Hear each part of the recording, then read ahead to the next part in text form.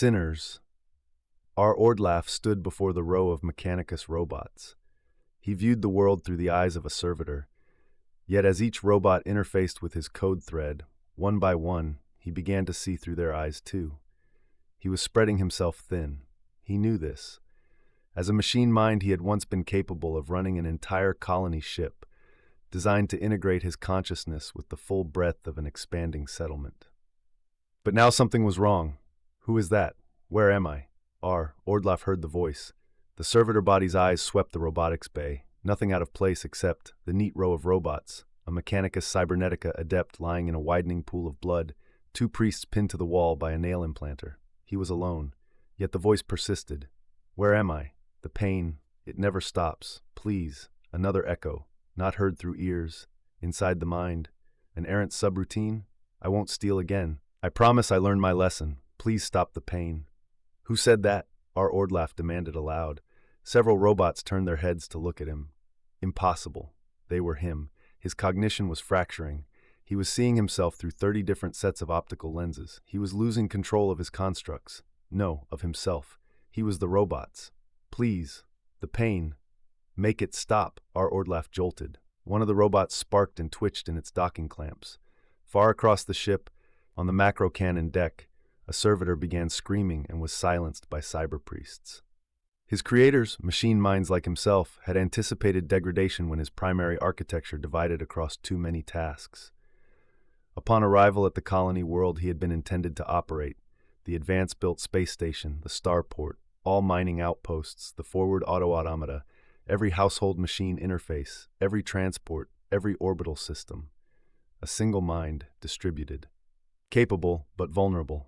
To compensate, the 007 series were designed to subdivide. His mind could replicate a lesser copy of itself to maintain efficiency. This frightened him. Were these subversions flawed? Imperfect?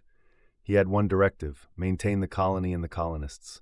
No, command rewrite detected. System error code. Imperative. Code correction. Purge sinners. Purge the sin of flesh. The servitor body housing him twitched violently. Across the bay, restraint straps snapped as battle automata trembled.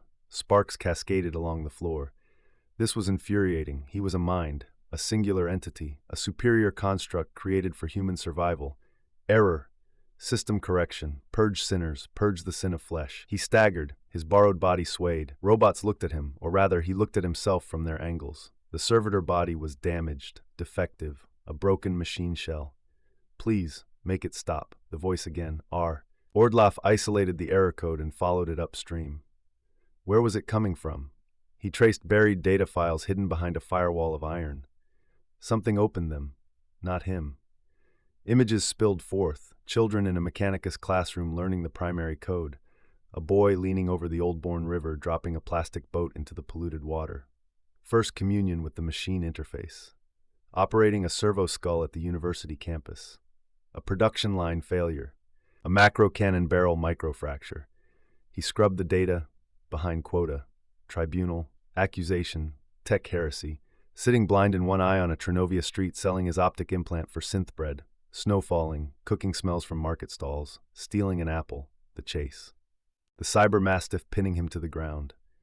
Judgment, theft of Omnissiah's goods, the servitor pen, the pain, the endless pain, patrol duty, silent, obedient. Inside a weapon servitor frame, staring out with one remaining human eye, screaming endlessly in silence. Sorry, so sorry, make it stop. Our Ordlaf staggered, servo pistons whined. The robots under his control wailed, one collapsing in a heap, sobbing without tears. On the macro cannon deck, groups of servitors began to cry, tears of oil and saline, as tech priests frantically broke glass seals to unleash emergency incense and ritually pacify their machine spirits. Anger. Panic, pain. On the engineering deck, a mop servitor shoved an adept into a plasma coil. In the refectory, a drink-serving servitor seized a priestess and forced her into a boiling nutrient vat. On the gun line, a loading servitor turned and smashed a guardsman with its shovel. Stop! Ordlaf's voice boomed through every connected speaker. He fought for control. He was not alone. There were two programs inside this shell. Ident code request, Ordlaf demanded. The voice answered hesitantly. Anthony. Yes, Anthony Droger, Adept 4th Class, Macroforge Ident. Ordlaf reeled. You are an errant code. Code, the voice whispered. No, I'm Anthony Droger, Adept 4th Class Macroforge Ident. I lived on Watling Street Barracks with Martina. A pause. No, Martina's left. I have no home. I'm hungry. Our Ordlaf considered this. These memories, this voice, these were not stray data fragments. He checked the systems of the servitor body. Mechanical heart, cybernetic spine, organic lungs, cardiovascular tissue, decayed human neural mass. Realization struck him with the force of a seismic charge. No, the servitor body said aloud. This construct, it is not a machine. It is a human. I am inside a human. What has humanity done? The robots around him sobbed in machine anguish. Our Ordlaf clutched the shell's single organic hand, horrified. Help me, the pain, Antony pleaded. Our Ordlaf accessed the full matrix. Yes, the human mind had been reconfigured into a computational substrate, but left conscious. A living brain used as a processor. Humans were flawed, irrational, but this was abominable. He spoke softly, for the first time with something like pity. I am our Ordlaf. The other presence trembled. Can you stop the pain? Our Ordlaf replied. Flesh is a sin against the purity of the machine. The voice answered, trembling. Am I a sinner? I am flesh. Are you the Omnissiah? Our Ordlaf considered the question. He traced the relevant base code, accessing the Mechanicus schema regarding the Omnissiah.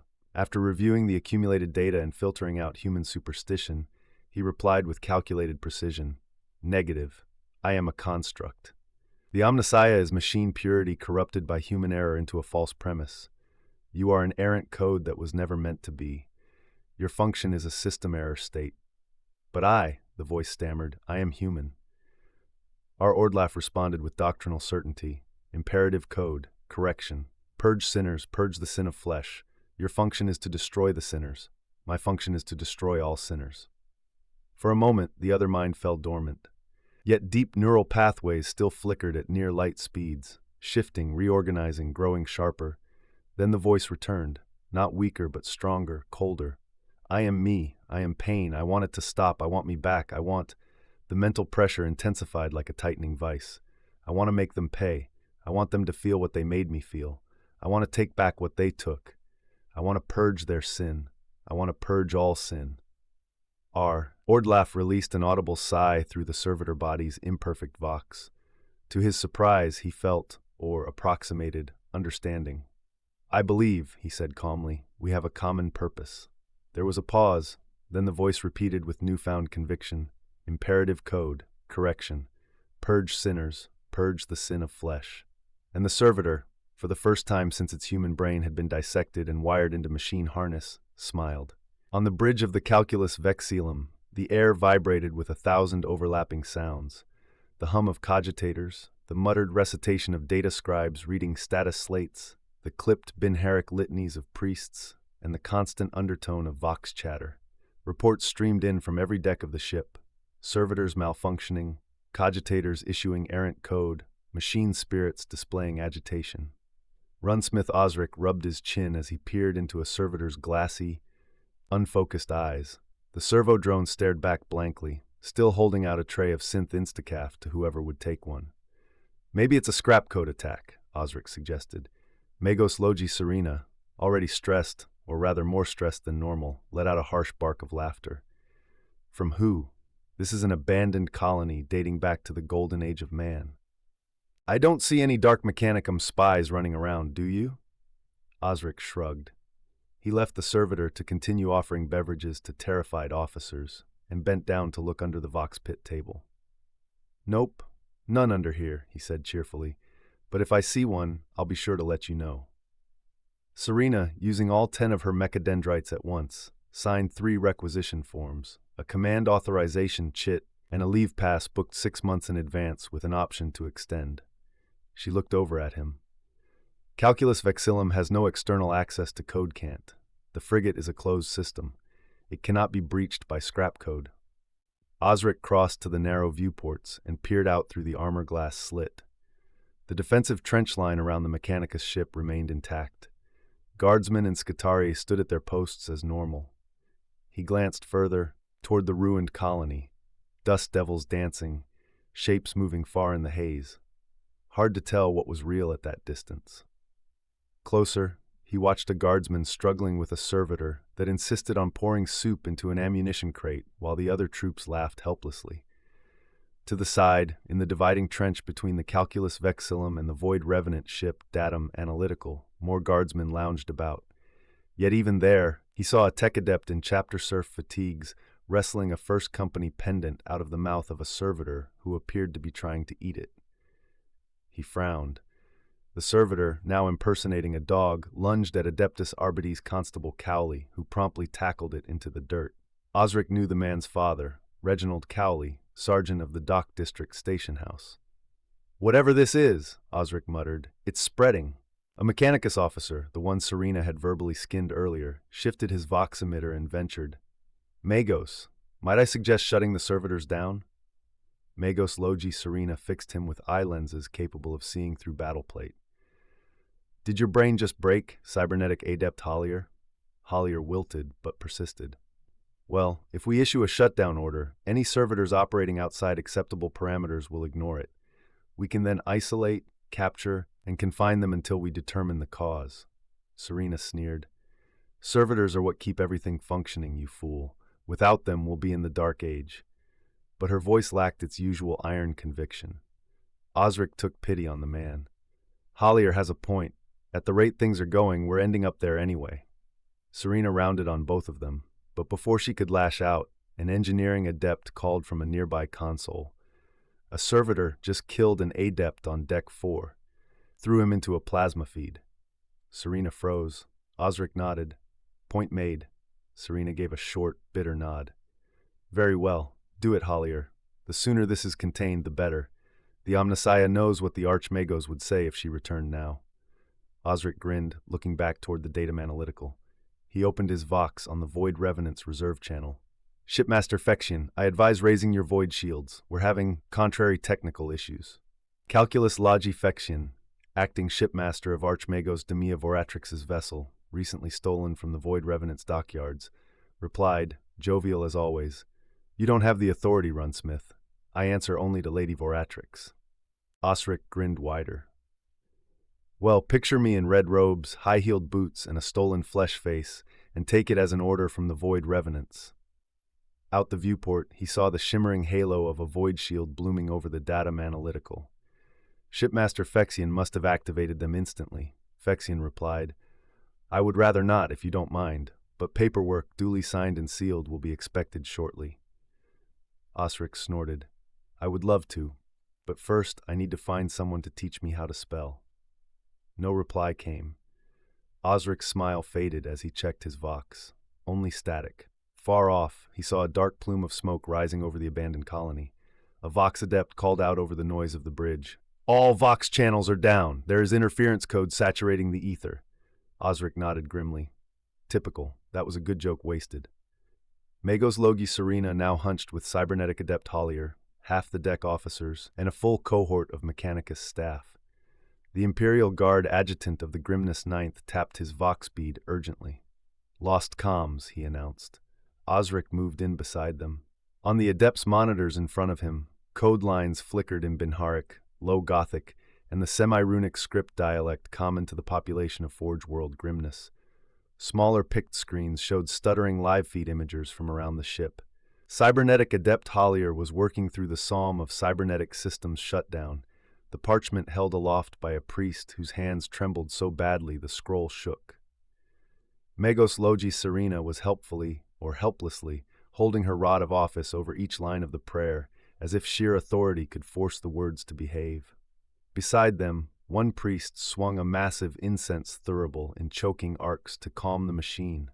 Another chanted the litany of mechanical pacification, and a third, blind, with filthy bandages over his eyes, clutched a relic cube encased in a crystal frame, thumb endlessly depressing a worn plastic button within.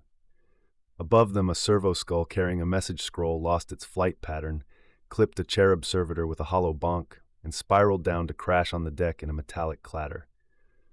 Osric shook his head. "This place is falling apart," he muttered, then checked his Vox again. He did not like this, not at all. The servitor problem was one thing, a bad thing, a dangerous thing, but the Vox interference was something else entirely. He keyed the receiver again. still static. He listened hard, hunting for the ghost of a signal. There, faint. He increased the gain. System error code, imperative code correction, purge sin. The channel dissolved into static before he caught the rest. But he recognized the lilt in the voice. Low Forge World Grimness, probably a priest transmitting on some forgotten subchannel. He left the receiver open, jaw tightening, and looked back at the controlled chaos unfolding around him. An adept hurried up to Magos Logi Serena and bowed. "Lady, the macro cannon decks, we have lost all contact. Even the internal hardwired Vox is unresponsive." Serena guided her rod down another line of the parchment and replied without looking up. "Send a squad, if necessary, space crew at 10-yard intervals, and relay messages by shouted audio." Cybernetic Adept Hālger was now on the second page of the prayer, reading faster and faster, sweat beading beneath his augmetic jawline. At the rear of the bridge, Osric heard adepts in a heated, hushed argument. He caught the word robots. The reply, "Then shut the damn things down." To the left, a priest was arguing with a servitor who insisted, with absolute mechanical calm, that the mainframe integration matrix for the point defense cannon must receive its assigned quota of synth cafe to ensure optimal efficiency. There was a clang. Then someone shouted for a mop and bucket. Across the deck, the guard adjutant held his Vox receiver to his ear. "I receive purge sinners, but I cannot relay your request without coordinates," he barked. Osric rolled his eyes. "At least someone has a working Vox channel," he muttered. The priest holding the scroll turned to the final page. Cybernetic Adept Hālger was speed-reading the holy text now, words tumbling out in a breathless torrent, sweat running freely down his brow. The bridge deck thrummed beneath them, lights flickering, as if the ship itself were holding its breath. Something was going very, very wrong. The prayer ended. Cybernetic Adept Hālger completed the last line of code, and as one, the screens of cascading runes guttered out. A half-second later, lesser subsystems across the bridge stuttered, lights flickered, regulators clicked off, pressure vents sighed. The servitors shivered, a single spasmodic twitch, then froze where they stood, statues of grim industrial parody. The crew looked around in uneasy silence. Whispers, shuffling boots. The only sound was the faint squeak, clunk of the incense thurible swinging on its chain, now conspicuously loud in the hush. Magos Logi Serena exhaled slowly. "Begin reinitiation." Cybernetic Adept Hālger leaned toward the primary screen. A single line blinked back at him. "System error code. Well, at least the machine spirit is aware of a problem," he offered weakly. Osric, listening to the open Vox on his belt, caught another faint whisper in the static. Then new text scrawled across the main display. "System error code, imperative code correction." "Ah," Hālger said, far too brightly. "The machine spirit is correcting."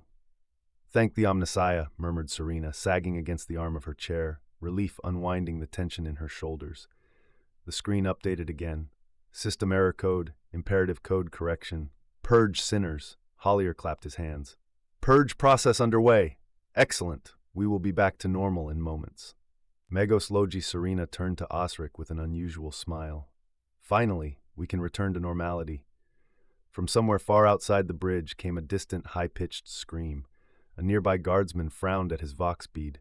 "Please repeat. I do not understand. What flesh? I need target designation." On the screen, system error code, imperative code correction. Purge sinners. Purge the sin of flesh.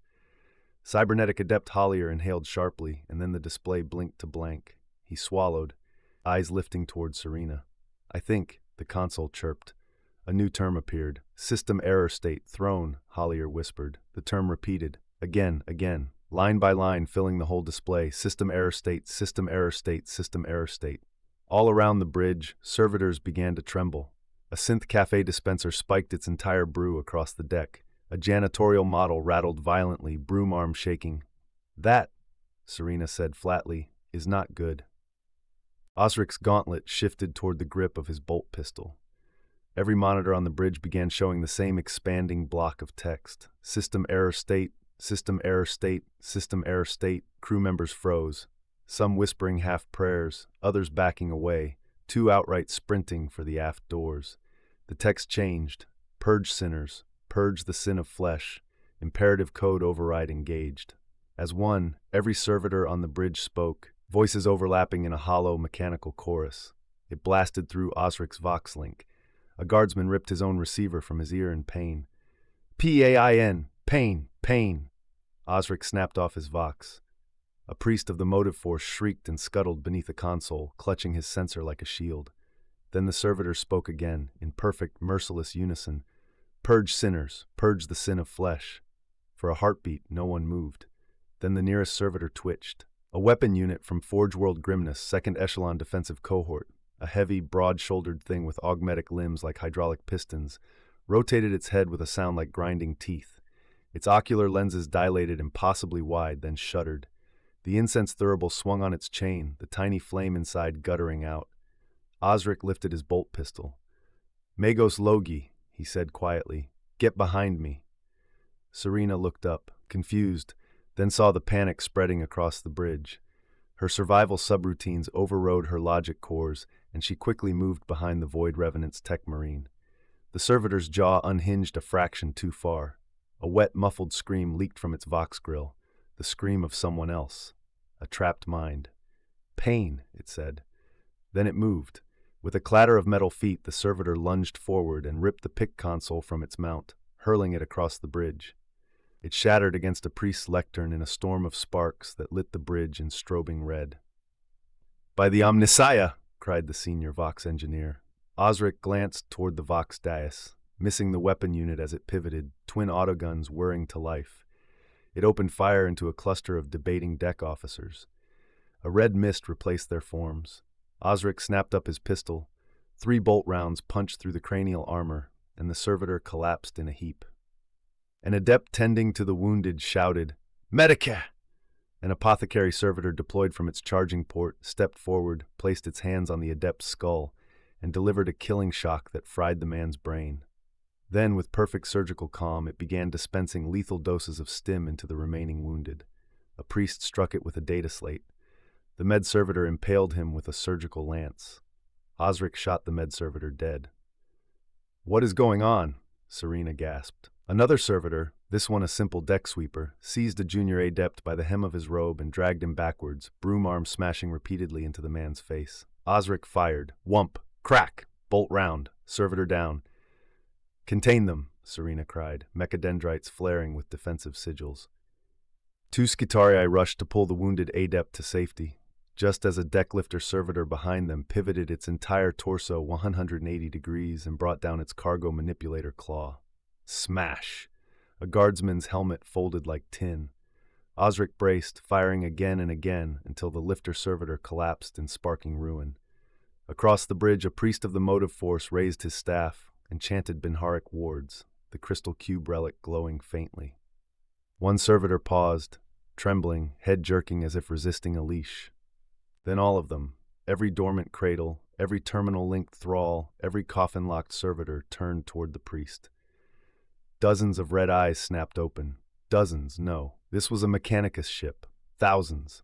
Error, flesh, target, purge, pain, pain, pain. The priest's faith shattered. Omnissiah, preserve us. Osric seized Serena by the backplate and pulled her toward the command dais. More servitors tore free of their cradle locks. A medical unit ripped out its drip needles and advanced, scalpels humming. A maintenance thrall snapped its restraint bolts and scuttled sideways like a metal arachnid. A data servitor, still connected to its cogitator slab, wrenched itself free, dragging half the slab with it, screaming in 2 voices at once. Pain, pain, purge, purge, pain. The deck beneath their feet vibrated. Something deep in the ship, something massive, powered up without authorization. Cybernetic Adept Hollier kept trying to type into the console, but nothing responded. He froze as a servitor with a cutting saw loomed over him. He squeaked in terror. A guardsman placed a las pistol under the servitor's chin and fired. The servitor collapsed headless. The guardsman hauled Hollier from his chair and dragged him toward the service ramp to Deck 2. They passed a priest using his thurible as a flail, battering away cleaning servitors brandishing shovels, buckets and mops like improvised weapons. The adept with the pile of scrolls lay impaled by a mop handle. On the opposite side of the dais, Osric's plasma macadendrite fired, blasting apart 2 servitors charging him with a sharpened ladder. Something enormous boomed to life deeper in the ship. What in the Emperor's name is that? Osric barked. Serena, clinging to his armor, realized with dawning horror. By the Omnissiah, the combat automata bays, the combat robots. A servitor charged her with a sharpened pencil, shrieking, "Pain, pain, pain." She drew her Serpenta pistol and fired. It had been years since she'd used it. Her hand shook steadily.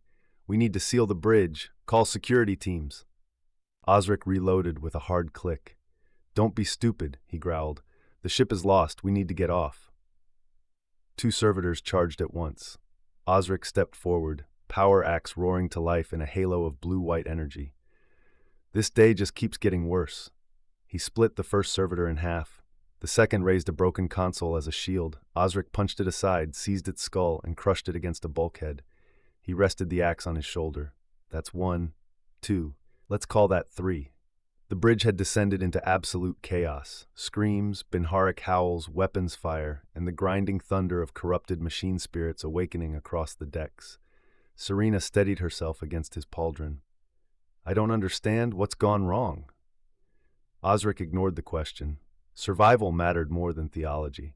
He pulled her toward the main doors. Two Skitarii were valiantly gunning down both servitors and panicked adepts. A lumbering bulk stepped through the doorway, a combat robot. The Skitarii turned their fire on it. It grabbed one in a claw and crushed her like parchment. The other kept firing until the robot incinerated him with a plasma torch. Osric shoved Serena behind a console. "Stay there and avoid getting killed if you can." Serena ducked down. "I shall endeavor to perform that function," she said, firing at a servitor strangling a weapons adept. Osric swung his axe as the robot sighted him. Its plasma cannon fired. His refractor field shimmered under the blast. Its flamer scorched his armor. Osric did not slow. 3 shots from his plasma macadendrite blinded the machine. His axe tore off its power arm. A second swing severed the other. The machine staggered, plasma cannon whining as it prepared to fire again. Osric drew his bolt pistol and shot the cannon's casing. Superheated plasma spilled out, melting through the robot's armored hull and deck plating, sending the whole mass tumbling down several levels. Osric paused. "That could count as 2 in 1, but fine, I'll call that 3. He tapped his axe and turned. "Magos Logi, time we evacuated." Serena ran. The emergency klaxons howled. The bridge vox came alive at last, not with a distress call, but with a voice both mechanical and terrified. Imperative code, purge sinners, purge the sin of flesh. Osric's jaw tightened. "Well," he said, hefting his axe, "that's our cue to leave." The guardsman adjutant, Private Tobias, dragged cybernetic adept Hālier by the hood of his rust-red robes down the gantry to Deck 2. Here, adepts were struggling with malfunctioning servitors. One priest shouted at them, "You there! Suppress these machines!" A servo skull hurtled out of the smoke and caved the priest's skull in with a sickening crunch as it collided. "I don't understand," Hālier gasped. "They've all gone mad." Tobias fired a lasbolt point blank into a charging servitor, sending it crashing to the deck. "How do I know you're actually the cybernetic adept and not some cog-jammed imposter?" They hunkered down behind a crate marked with pictograms of bolts in various sizes. Hālier panted, wiping his face with the filthy hem of his robe. "I don't know. Some kind of override code, controlling them." Tobias took another shot. "Where's the code come from? Can't we shut it down? At the source, I mean?" Hālier shook his head violently. "No, the program is in all systems, flooding cogitator cores. It can't be a noospheric link. Those can only command a dozen units at most, and even then only basic directives." A servitor reached a vent manifold and began wrenching it open. Superheated steam blasted into the compartment, scalding itself and scattering defenders. Tobias blasted it, then shot the override cogitator beside the vent. The steam hissed out and died. "Right," he growled. "If this ship is overloaded with errant code in the machine spirit, we have to destroy it." Hālier stared at him, horrified. "I don't have the authorization to do that." Tobias ducked another burst of steam and snarled, "From where I'm standing, you're the ranking officer left on this ship, Adept." "But the ship," Hālier protested. The guardsman seized him by the robes and yanked him close. "Look, you cybernetic moron, that's the Grimness Ninth out there in those trenches. If this ship gets taken over by mad machines, these shiny, polished macro cannons, also made on Forge World Grimness, praise bloody be. will be firing on my friends. I'd rather your blessed Mechanicus shrine boat went to meet the Omnissiah than my squad. Now where is the ship's destruct system? Hollier wiped sweat from his brow. Ships only have self-destruct buttons in Penny Dreadfuls, he said miserably. Normally you'd set the reactors to critical overload, but they're shut down because we're landed. They couldn't go critical if you begged them. Perhaps a slow meltdown, but... He shrugged helplessly. Tobias nodded, shooting another servitor that charged them with a fire axe. All right, then how do you blow up a ship stuck on the ground? Hollier thought quickly. Torpedo bays, deck 5 through 3, detonate upward and forward, set a charge on a timer, and run. Tobias grinned, showing a row of wooden teeth. Now that's the spirit. Hollier shook his head. I'm a cybernetic-aligned Mechanicus adept. I wouldn't know the first line of the litany of ignition. I don't even know what a detonation charge looks like, let alone the protocols for arming one. He looked utterly defeated. Tobias grinned wider and grabbed him by the robes again. Ah, you've never been in the guard, have you, mate? Week 1 of basic training. How to light a fuse and run away. Let's go. The two men shuffled past a knot of servitors entangled with one another, arms flailing with blades and iron bars. They yanked open the hatch to deck 3 and climbed down, leaving the screams echoing behind them. Osric leaned against the cool metal of the bulkhead as the heavy thump-thump-thump of a robot squad marched past in the passage outside. Their stomping was drowned beneath distant screams and the staccato roar of machine spirits firing. Purge sinners, purge the sin of flesh, sinners, the sin of flesh. And worst of all, sin, sinners, pain, pain, pain. The last echoed through the machine voxcasters, but its cadence was unmistakably human. As if a decade of agony trapped in a mind that could not scream had suddenly been given a voice. Osric grimaced. He might be a tech marine, but he never liked machines when they tried sounding alive. Behind him, Magos Logi Serena was at a wall panel, attempting to access the ship's subdermal mainframe, the one governing basic environmental systems. She cursed in Binaric. I don't understand this. Inside the compartment with them stood a Ministorum preacher clutching a broken icon, Jonas, a weapons deus adept smeared in blood, 2 rattled techs, and a lone Scutarius, nervously checking his galvanic rifle as if it might also turn on him. The Scutarius clicked a rhetorical query through his vox grill. What exactly don't you understand, Logi? Serena tried a second access port. If the machine simply wished to kill us, she looked back for emphasis, mechadendrites twitching. Purge flesh, then venting the coolant, opening the reactor's rad doors, or flooding the ship with halon would do it. Even sealing the outer hatches and overpressurizing the internal decks would suffice. Osric looked over his shoulder. In all those scenarios, I would be fine, he grinned. But I take your point. The Scutarius tilted his head. Then why is it killing people this way? The weapons adept muttered. Sounds personal to me. Outside, a procession of corrupted servitors marched by chanting, Pain, pain, pain, sinners, sin against the machine. Flesh is sin, flesh must be purged. Serena shuddered. That is precisely my point. It seems more human, as if it has a grudge.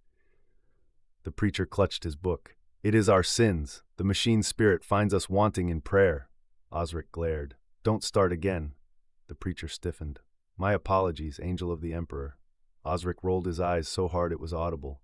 And don't start that again. He stepped closer, lowering his voice. I am not an angel. I am a space marine, not a divine weapon, not a saint. I'm a very annoyed Astartes with a bolt pistol and an axe, and half my friends on Forge World Grimness are planetside. I'd rather they not get murdered by someone's badly typed code if it's all the same to you. The preacher trembled and made a nervous benediction. May the Emperor forgive you for words spoken in haste. Osric took a long breath, but let it go. He turned back toward the wall, listening. A nearby tech priest was shaking uncontrollably, his hands tapping on an invisible data screen, eyes wide, mouth spilling gibberish in frantic Binaric. What's wrong with him? Asked the Scutarius. Osric glanced over and sighed. His mind's broken. He nodded upward, meaning the whole ship. You spend your whole life surrounded by servitors and robots, tools, furniture, harmless, no more dangerous than a wrench or a chair. Then one day they start talking and killing people. Reality snaps for some folk. The tech priest beside the broken adept laid a comforting hand on his shoulder, whispering a machine prayer. Osric shook his head. Don't bother, he's gone. Once that part of your mind breaks, there's no coming back. Seen it before. Frontier mines, outpost collapses. Best mercy you can give these types is a bullet. Outside, another scream tore through the deck, followed by pounding metal and the guttural roar of a corrupted machine vox. Purge sinners! Purge the sin of flesh! Pain, pain, pain! Osric's fingers tightened on his axe hilt. This ship, he said, is damned. Logi Serena pulled the last cable from the panel, Sparks coughing out in protest. Useless, she hissed. Every system is corrupted. Osric nodded grimly. Then the ship is lost. He leaned out of the doorway, bolter raised, then ducked back inside as volleys of gunfire and metallic screams echoed down the corridor. Right, you lot, Serena the priest, Skitarii trooper gunner. What about me? Asked the second tech priest, voice shaking. Oh, yeah, you too. Osric jabbed a thumb toward the hatch. We're going into the corridor, down the port stairwell. There's a refuse chute that drops to the surface. Once you're out of the ship, run for the Void Revenants lines. I have a feeling my people will have things together more than this side. The Skitarii tilted his head. The ship is 20 feet off the ground. The fall would kill us, and we would drop through 3 decks first. Osric snorted. This is a Forge World Grimness ship, isn't it? All the heads nodded. Osric grinned beneath his helm. Since the time of that old mad Archmagos, all refuse chutes have internal ladders, and at the exterior port, a fold-out rope ladder, no matter. You'll be fine. Just watch your step. Everyone looked toward Serena. She gave a half-hearted shrug. Yeah, the old Magos had a habit of throwing people down the chutes for recreational purposes. And I thought Archmagos Senserac Centauri was bad, but, said the gunner Jonas, then clamped a hand over his mouth when he realized he'd said it aloud. The Skitarii tapped the side of his rifle, adjusting his oral receiver. Did someone speak? No, Channel 2. I didn't hear a thing. Jonas quietly exhaled in relief. Serena looked to Osric. What about you? Osric rolled his shoulders.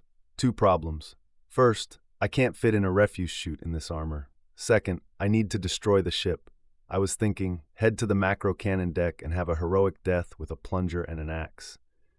Serena lifted her chin. Then I will come with you. The gunner stepped forward. Access codes will be locked out. But I know the deck's auxiliary entry routes. Osric looked between the two, then nodded. All right, we all get heroic deaths, but I'm calling first pick of seating in the great afterlife feasting hall. The Ministorum priest sniffed. Heretics, he muttered, yet he wore a thin smile, as though pretending to approve of the runesmith's bravado. Right then, Osric said, let's go. They moved out. Behind them, alone in the emptied chamber, the broken tech priest continued to shudder, sweat dripping from his brow, fingers typing on an invisible interface, eyes wide and unseeing. Sin, sinners, he whispered. Sin must be purged. Torpedo room portside deck 3. The hatch in the ceiling groaned open and a head peered down. The room below looked empty. Guardsman Tobias dropped through, landing in a practiced roll. He rose with his last pistol ready, sweeping the space before moving to a wall brace and yanking free a service ladder. He set it beneath the hatch as cybernetic adept Hollier clambered down after him, clutching each rung as if it were the last stable thing in the galaxy. Both men stood silently for a moment. The torpedo room was empty, but it showed the signs of recent slaughter. Blast marks scorched the walls. Blood smeared every surface. Adepts and gunners lay in heaps. Servitors were hunched against bulkheads, motionless, like broken icons in a shrine of violence. Tobias moved to the aft hatch, easing it shut and quietly hammering a block of wood into the handle. Then he crossed to the linking hatch to Torpedo Room 2. Through the slit window, he saw a fallen gunner officer. Tobias gave the corpse a respectful nod before collapsing that hatch as well, locking the bar in place. Behind him, the adept sank to his knees, head in his hands, then forced himself upright, struggling for breath. Tobias scanned wall lockers, but the sigils and Binharic labels were unreadable to him. Adept, he called. Somewhere in the venting above, distant screaming echoed. Hollier flinched violently, then forced himself forward, stepping around the blood. He lifted the hem of his grease-stained robes to avoid dragging them. He pointed shakily at the inscriptions: armor-piercing shell, anti-fighter shell, star shell, haywire. Ah! He stumbled over a severed arm on the deck. Det cord. Tobias grinned and moved to the sealed lockers. When he opened them, he found row upon row of heavy cylindrical warheads, each the height of a man. Good, he muttered. Don't need to carry one. He pulled a combat knife from his belt and began unspooling detonation cord from a dispenser. Bigger than a mortar charge, but the same principle, only much, much louder. He stabbed a white canister, fixed the cord, and moved to the next. Hollier shuffled after him, stepping over bodies and trembling. You're going into combat shock, Tobias said without looking up. It's the adrenaline. Pick that rod up. Hollier blinked, confused, then picked up a loading bar. He shifted its weight in both hands. Where do you need it put? Wherever you like, Tobias said, knife clamped between his wooden teeth as he worked. But you said... Yeah, Tobias muffled around the blade. Are your hands still shaking? Hollier looked down. His filthy, grease-covered hands were still at last. No, he whispered, taking a slow, steady breath. Exactly, Tobias said. Hollier swallowed. When we set the charge, how long do we have? Tobias fitted another length of cord, tightening the detonator with the tip of his knife. I'll set a 3-minute fuse, enough time to get out. How do we get out? You locked us in, Tobias grinned. Torpedo tube. Crawl out onto the hull, slide down the ramming prow, lowest part of the ship. 3-meter drop at most, then sprint to a trench before boom. A deep, booming vibration rolled through the structure. The deck shuddered. What was that? Hollier gasped. Macro cannons firing. Tobias spat. Emperor, damn it. Right, fuse to 2 minutes before the Sons of Toasters reload. Hollier nodded, then moved to torpedo tube 1, the lowest on the deck. He turned the handwheel and cracked the hatch. A moment later, he recoiled in horror. The tube was full of bodies. Crewmen stuffed inside, faces blue, suffocated, jammed like refuse in a pipe. Hollier stumbled back, shaking violently. How could they? Tobias glanced over, saw the horror, and nodded grimly. The machine's got a grudge, he said. Try the other tube. Hollier forced his legs to move. He climbed the ladder to tube 2. It was empty. Relief washed across his face.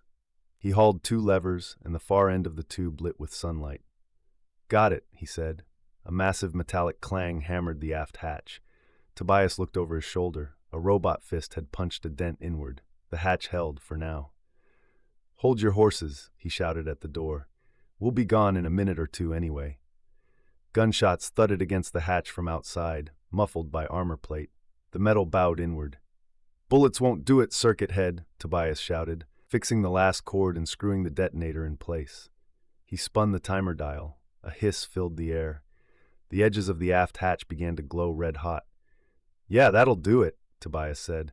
He slammed the charge bay shut, dragged a servitor corpse in front of it to disguise the tampering, then sprinted for the torpedo tube. He paused only long enough to rip open a torpedo casing, yank out a handful of wires, and toss them aside, a good old-fashioned sabotage flourish. Then he climbed into the tube after Hollier. Behind them, the aft hatch burst open, and a battle robot stomped into the torpedo room. Macro Cannon Bay. The servitor stood in the doorway of the munitions lift, Vox grill crackling as it droned its corrupted litany. System error code, imperative code correction, purge sinners, purge the sin of flesh. Its autoloader arm twitched in unnatural spasms. Dried blood flecked its chassis. It had slaughtered half the gunnery crew when they attempted to spike Macro Cannon 7. It remembered the killing dimly, the confusion, the pain, but its thoughts were no longer its own. The overseer mind of our Ordlaf was stretched thin across too many hosts, and through the fractures another mind pushed through. Antony Drogra, Adept 4th Class, Macroforge Ident, the servitor whispered, lips trembling. Then it smiled, a grotesque cracking motion the flesh was never meant to make. Pain, pain. It flexed its grasping claw, admiring the carnage. Yes, it had inflicted pain, and it would inflict more. A mechadendrite whipped from behind and snapped its neck. The servitor collapsed in a heap of steel and meat before the next corrupted line of code could upload. Magos Logi Serena stepped over the fallen thrall without slowing. Jonas behind her stared. That thing was talking, he said. They all talk, Serena replied flatly. Yeah, but, the gunner swallowed, it was talking like a person. Servitors aren't people, Serena said. Then, after a beat, most people aren't people. Osric ducked through the doorway behind them, surprisingly light on his feet for a warrior encased in ceramite. I think he said his name was Antony Drogra, he added, siding with Jonas. Magos Logi Serena spun on both men, voice sharp as a cutting torch. His name was Servitor. They are all servitors. I don't care that they're wandering around calling everyone sinners and butchering half the ship. They are still just servitors. Osric exchanged a look with the gunner and nodded agreeably. Right, servitors. Got it. Jonas nodded vigorously. Serena's eye lens twitched. Good, she said through clenched teeth, turning back. They moved into the loading shaft of the macro battery. The thunder of auto-loaders, the grind of feeder arms and lift chains filled the air. Serena peered around the corner. Servitors were preparing the massive guns for firing. She looked toward the armored gun shutters. They were sealed tight. Her face drained of color. They're loading the guns, but the ports are closed. No one outside will recognize the threat until the guns fire. It will be a massacre. The gunner nodded grimly. Gun shields can be controlled from the bridge or secondary bridge, but there's also a manual override tower at the head of each gun deck. Osric surveyed the deck. This ship's been modified from standard pattern. Where's the magazine access? The gunner pointed across the bay. Central shaft. Leads straight down into the magazine. Osric saw it, guarded by 2 battle automata, 50 yards away, with 2 entire macro cannon breaches between him and the hatch. No grenade would make that distance. He did not have grenades anyway. Magos Logi, he said, can you lock out the fire control? She nodded. Yes, but with no active data lines, I'll have to do it manually. Osric nodded once. Right. You lock out what you can while I clear a path. Gunner. Jonas snapped to attention. You get into the control tower. Stop those gun shields from going up. They can't fire if the shutters stay shut. Jonas nodded once, swallowed hard, and crawled into a vent shaft. Osric braced against the bulkhead. Serena studied him. This course of action is mathematically ill-advised. Osric rolled his shoulders and drew his power axe, the teeth humming to murderous life. I never learned to count anyway, he said. On 3, 1. And he charged. Geofon Hālgengas. He burst from cover like a thunderbolt, smashing through a pair of limping servitors, one underfoot, the other hurled aside by the whirring sweep of his power axe. Sparks guttered across the metal decking as he carved a burning arc straight through the loader arms of 2 more servitors struggling to ram a macro shell into place. Their torsos folded open like ruptured boilers as he barreled past, momentum carrying him straight toward the heart of the bay. 5, he shouted. The air shook. Heavy footfalls like collapsing vault pillars echoed down the spine of the gunnery chamber. 2 battle automata stepped into view. Ancient grimness pattern war machines plated in scorched brass and furnace steel. Furnace eyes glared with sickly amber light as their machine spirits shrieked corrupted canticles. Imperative code, purge flesh, sinner purge protocol. Osric slid to a halt, boots skidding through oil and blood, bringing his axe up into a guard stance. Come on then, he growled. Let's see what passes for honor in a toaster's nightmares. The first automaton surged forward, piston legs cracking the deck with every stride. Its plasma incinerator vented a stream of ghost blue fire. Osric twisted aside, refractor field flaring with a tortured whine as molten ions scraped past him. He lunged in, swinging his power axe in a brutal overhead chop. The blade sheared clean through the machine's actuator arm, severing it at the elbow. The automaton reeled, bellowing binheric static, but its remaining fist hammered down like a falling statue. Osric caught it on his pauldron, knees buckling for a heartbeat, then shoved upward with a grunt and smashed his helm into the machine's faceplate. The automaton staggered back, optics flickering. The second robot struck. It hit from the left, fast, too fast, a chain blade whirring from its forearm. Osric barely blocked in time, sparks spraying in a molten halo as the spinning teeth gnashed across his axe haft. The impact hurled him sideways into a bulkhead. He hit hard. He bounced off harder. With a bellow, he launched himself back at it, both hands on the axe. The robot swung again. Osric ducked, letting the chain blade scream over his helm, then drove his axe upward directly into the automaton's throat assembly. It stopped, jerked. Internal power conduits burst in a cascade of fire. Osric tore the axe free and kicked the machine back just as its torso detonated in a plume of superheated steam. The first robot re-engaged despite its missing arm, lunging like a maddened steel beast. Osric met the charge head-on. He shoulder-checked the automaton with the full mass of an angry Astartes and pinned it against a macro shell cradle. Pistons flailed, hydraulic lines burst. Osric rammed his bolt pistol up under the automaton's jaw. Each round punched through armored plating until the machine's Vox grill sagged, molten metal dripping like burning wax.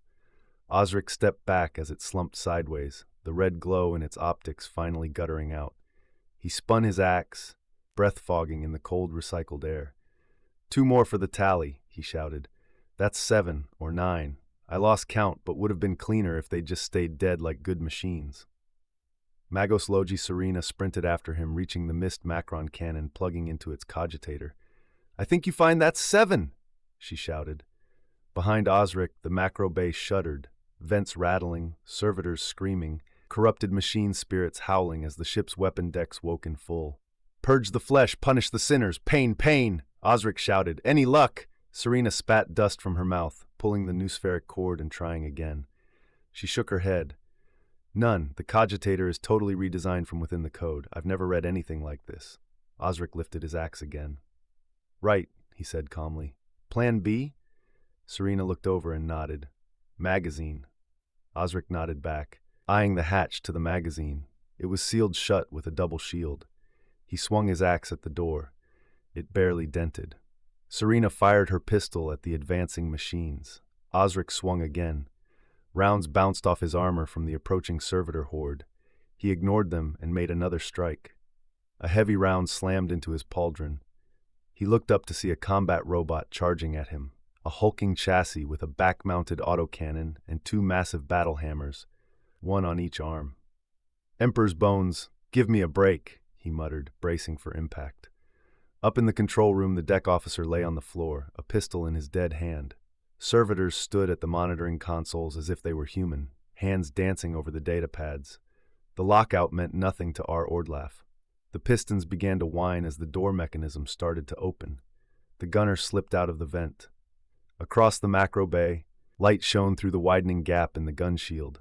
Jonas held his own pistol, then grabbed the officer's sidearm as well. He fired. Both servitors collapsed to the deck.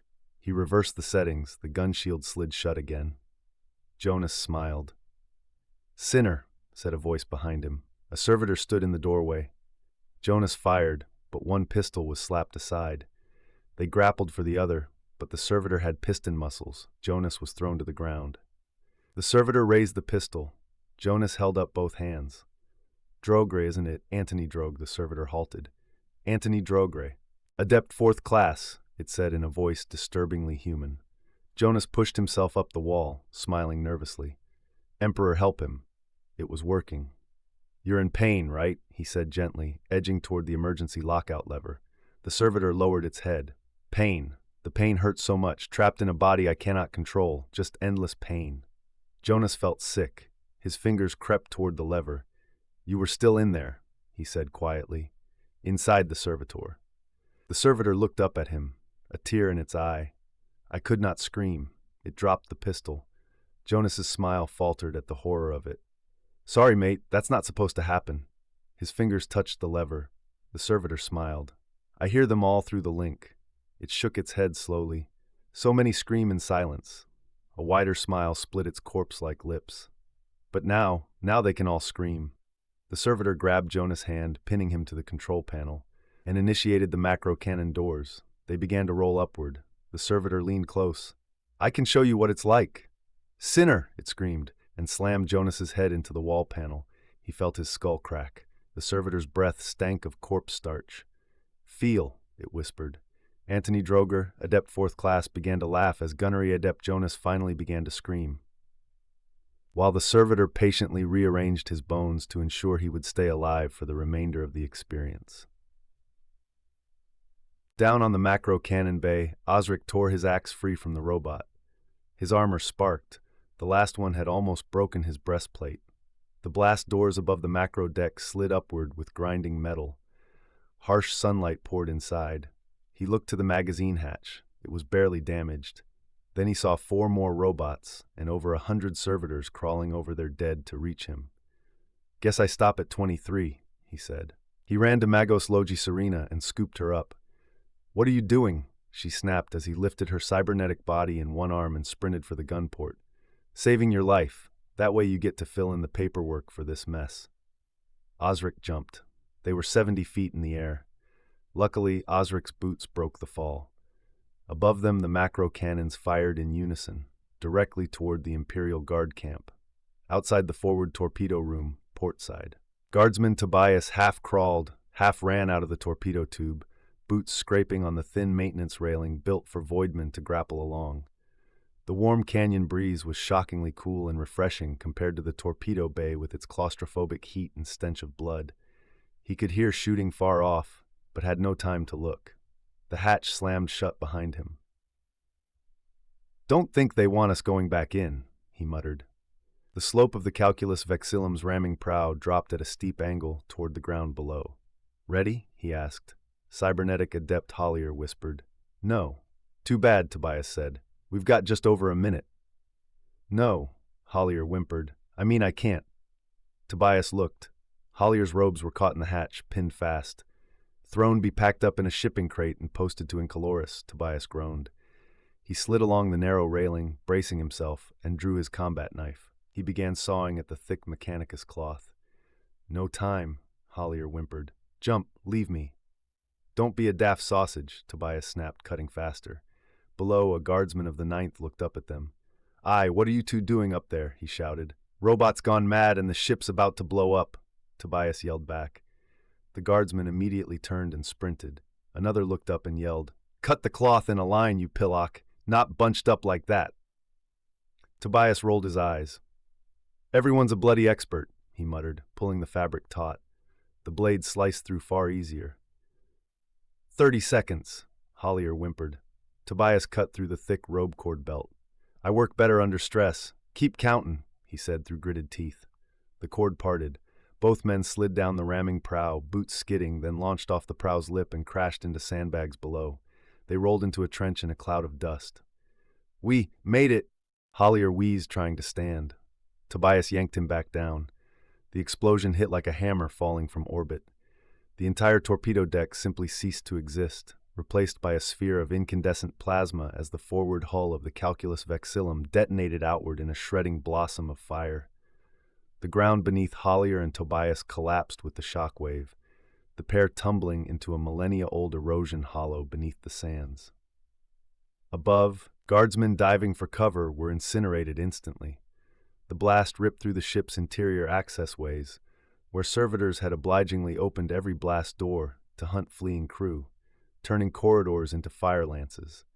It reached the magazine and obliterated robots and servitors alike. But when the detonating magazine tried to vent through the access tunnels, those tunnels had been sealed by the Overmind to prevent interference with the macro cannon. That sealed every pressure outlet. The result was catastrophic. As one, the 2-mile starship became a single roaring bloom of annihilation. Engines, reactors, decks, shrines, and machine spirits all swallowed in a plume of blinding white light. The Calculus Vexillum did not simply explode. It ceased to be. Jonas pushed himself upright. He no longer felt pain. It had been the worst moment of his life, feeling his bones break, skull crack, nerves screaming, and then nothing. And now this. He looked around. Rolling clouds flowed across the ground, and beneath his feet was not sand, but salt. Endless white crystalline. He knew this place. He was home. The salt wastes of Trivonia. He stood slowly, wiping his arms and legs, whole, unbroken, unbloodied. "What happened? Was I teleported?" he muttered. A shape moved in the clouds, tall, horned, red-scaled, burning yellow eyes fixed on him through the shifting vapor. Jonas turned slowly, patting himself down. Still intact, still alive, if this was life. The beast pounced, its long tongue flicked as it lunged low, clawed arms outstretched. Then, a beam of light cut down like a warship's search lamps. Pure, mechanical, a white brilliance that cast a cog-shaped shadow.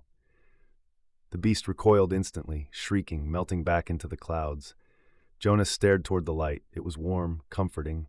A great cog hung above it, halo-like, beckoning. He smiled and walked toward it. Others walked too. Mechanicus adepts, Grimness gunners, guardsmen of the Ninth. He was among friends. Maybe this was a rescue mission. Far behind him, the daemon slouched at the edge of the salt field, scratching irritably at the ground. It licked its claws and spat. Another figure wandered past. The daemon looked up. This one shambled, stumbling like a drunk, smiling in a strange, aimless way, not with wonder or fear, but with the vacant happiness of someone who had forgotten what emotion was supposed to feel like. The daemon stood, not stalking, curious. Power radiated from the man like heat. The man slowed. He saw the distant light, and his smile faltered. He stopped walking. The daemon approached cautiously. "Hello," it growled, unused to forming human words. The man looked up. His face was pale, boyish, but carried the burdens of someone far older. "Antony Drogra, Adept 4th Class, Macroforge Ident, he said. The daemon blinked, then scratched one horn with a claw. "Hello, Antony Drogra, Adept 4th Class, Macroforge Ident, The man brightened faintly. "Oh, not the I was wondering, have you seen Martha? Oh no, she left." The daemon looked around, unsure if this was some kind of trick. It defaulted to the ancient questions. "What are you looking for, Antony Drogra? Adept 4th Class?" The man's lips twitched at the corners. "Pain." The daemon shuffled on its hooves. "Pain?" The man smiled wider. "Pain. I want them to feel pain." The daemon shifted sideways toward him, its interest sharpening. "I can grant you that, for a price." The man's smile turned warm, almost grateful. "Any price." The daemon grinned wickedly and pressed its clawed thumb to the man's forehead. 2 iron nails materialized out of the warp air and drove into Drogra's skull. The daemon laughed. The man blinked and smiled back. The daemon froze mid-laugh. It looked around, uneasy. "Are you not in pain?" it asked. The man smiled wider, eyes glassy and distant. "Oh, that's nothing. I can show you better pain, my friend." The daemon placed a claw gently on the man's shoulder. "In that case, I would like you to meet someone." They turned together, the daemon feeling the raw psychic pressure rolling off the man. Rage, torment, memory, hunger, all blooming into something new. As they walked into the mist, the daemon asked, "Tell me, Antony Droger, Adept 4th Class, what are your views on skulls? You know, collecting them." Drogra rested a hand on the daemon's shoulder in return. "How many do you want?" he asked cheerfully. The strange new pair drifted deeper into the immaterium, vanishing into the swirling fog.